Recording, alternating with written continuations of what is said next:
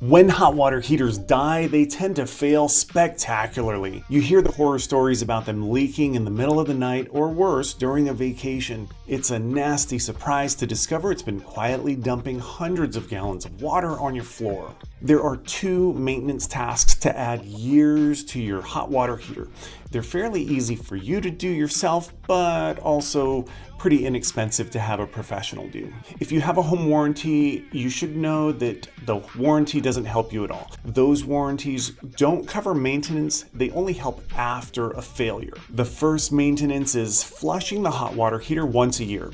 If you live somewhere with hard water, plumbers usually recommend every 6 months. The process for that is pretty easy, but if you've never done it before, then it'll take you some time, some effort, some cleanup for sure. This isn't a how-to video, there's plenty of those online. My recommendation is to hire a handyman or a plumber the first time, pay attention to their entire process, and then decide if it's something you want to do it yourself the next time. The second most important water heater maintenance is replacing your anode rod every couple of years. This little metal rod is designed to corrode so that your steel tank doesn't. When the rod is spent, the tank itself starts corroding instead. Now, this is also a simple replacement if you're flushing the tank anyway, but it can be a pain given how much torque you need to apply in a small space.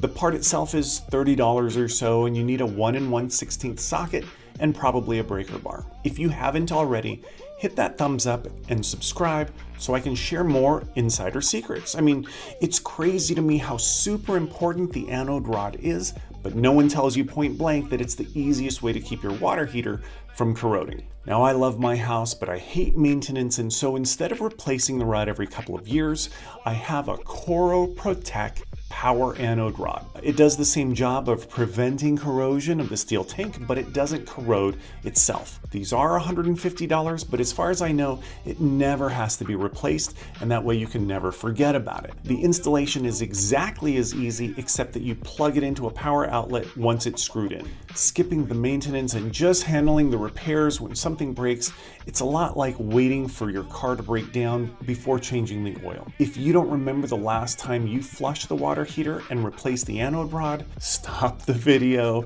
Google it now.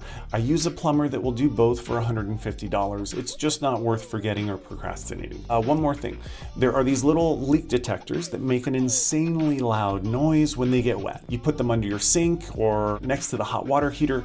They also have a Wi-Fi version that will alert your phone. So if it happens while you're out of your house, you'll find out immediately instead of whenever you get back. Most people only think about their home when something breaks or when it's time to move, but small maintenance items like this can save you thousands of dollars. If you ever need a recommendation for a good plumber or contractor, handyman, lender, anything home related, call me first.